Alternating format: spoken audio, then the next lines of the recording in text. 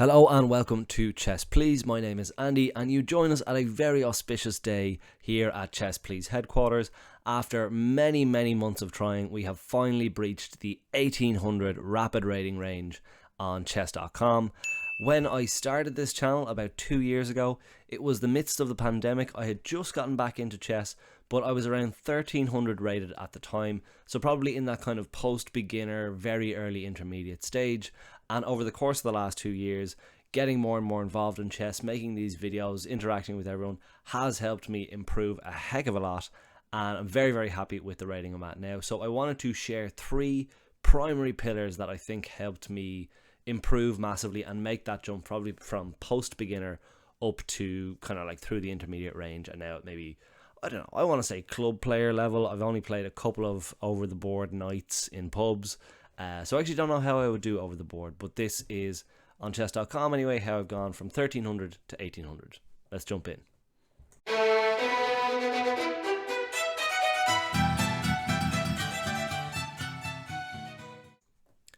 So the first tip that I would give you in terms of improving your chess is actually to narrow your opening repertoire. I think there is a misconception that once you get to like 1000 plus 1000, 1200, you start to like need a lot of like opening traps and deep preparation in order to win games, and I found that is absolutely not the case. And you can actually kind of spend a lot of time wasted learning like really deep, tricky, trappy openings that your opponent's never really going to play into, or like if they do like 1 out of every 20 games, great, you get a free win, but you're not really improving like your deep understanding of the game. So my recommendation, really narrow down your opening repertoire to like one opening for white, like a 1e4 opening for white, I play the Vienna.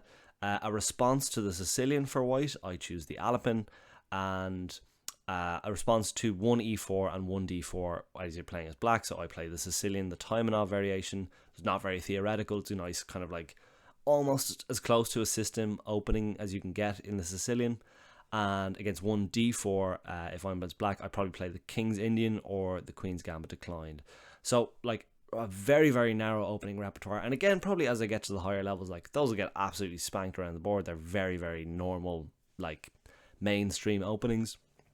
But I think steering away from like, okay, like how to improve is to get a load of different openings and like know them all really deeply. Absolutely not. No, like I don't really know a ton of depth on each of these openings, but as you play them more and more and you analyze your games, you'll start to understand like, okay, which moves in like the first 5 moves should you avoid and which ones are blunders for your opponents. Like that's where you'll pick up a few nice and easy wins. Additionally, for each of the ones that you choose, you don't have to choose the ones that I picked, but I would recommend there is Chessable blogs on pretty much all of the mainstream openings that you're really going to pick from. And the main recommendation I would get is read those blogs, because what they do go pretty deep on like prep, but the better thing about them is they give you like a broad strokes idea of like what are the main attacking ideas of your opening. Like what is the point of playing this? Like is it that I'm going to open up the C file and that's where I should attack and like focus on my efforts on the queen side?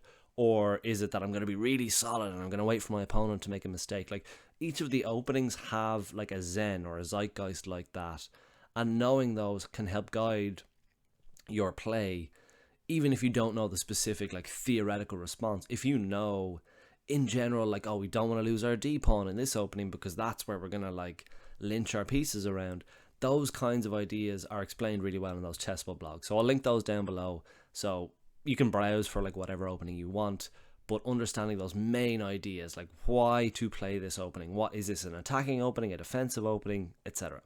So narrowing your opening repertoire and understanding the main ideas rather than the specific theoretical lines of those. That's my first tip. So my second tip is actually a little bit more straightforward, and it can be summed up in neatly as watch Daniel Naroditsky's speedrun videos on YouTube.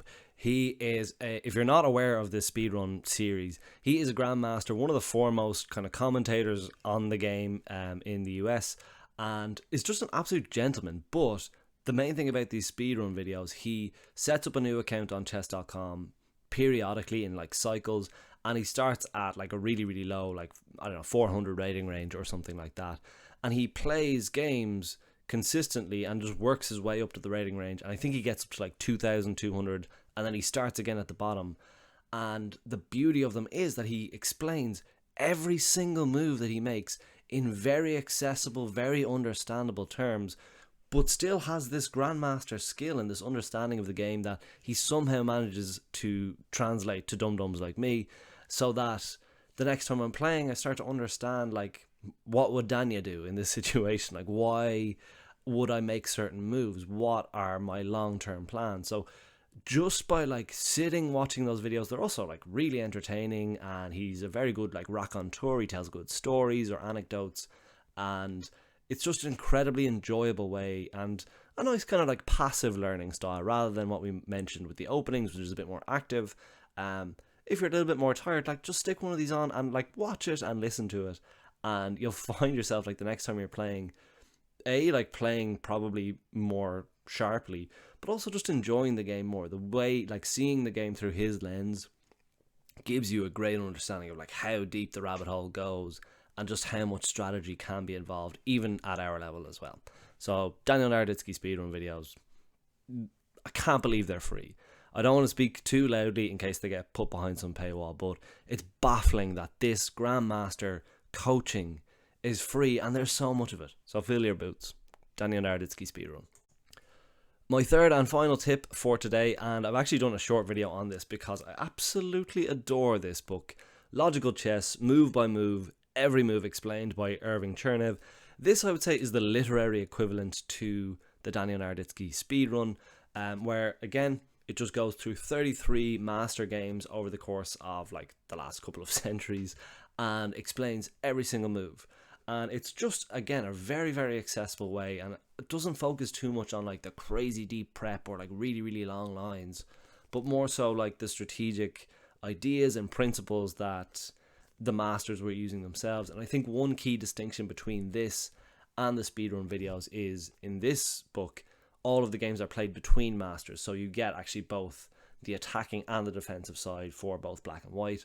And also, again, just really, really nicely explained, very accessible, and just, again, a nice enjoyable one, just like a game before bed if you're into that. And let's be honest, if you've listened this far, you're probably into chess. But yeah, Logical Chess, Move by Move by Irving Chernev. Class book, great way to improve. So finally today, I just wanted to say an absolutely massive thank you to everyone who has been tuning in and engaging with the channel. It's been an absolute blast getting so deep down the chess rabbit hole with all of you. And when I started, as I say, I was 1,300 rated and obviously started with 0 subscribers. Reached 1,800 and now we're at 550 plus subscribers. So massive thank you to everyone. I am going to plant my flag out. I want some big, hairy, audacious goals for this year. So by the end of this year, my goal that I want to strive for is 1,900 ELO by the end of the year and 1,000 subscribers on YouTube. So that's, I think they're a stretch target, but they're achievable. And if you'd like to help me out by smashing that subscribe button, please do so. Or give me chess tips on how not to be crap. That's also your prerogative. Let me know in the comments how you got better at chess and if there's anything I missed. Thank you so much. Have a good one.